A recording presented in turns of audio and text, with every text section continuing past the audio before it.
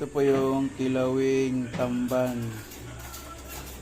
Yan guys, napakayami po yung ginawang kilawin ngayon guys. Mayroon po siyang pipino, ulo, simatis, luya, sibuyas, tsaka dahon po ng sibuyas, saka sili. Mayami po yan guys. Bisaya version, kilawin. Sigurado guys, nakatakam kayo nito. Promise, alam nyo, gaano siya kasarap.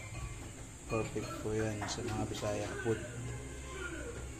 Yummy po yan guys. Thanks for watching. Sana nagustuhan niyo po ang aking recipe for today. Kilawing tamban. Yummy.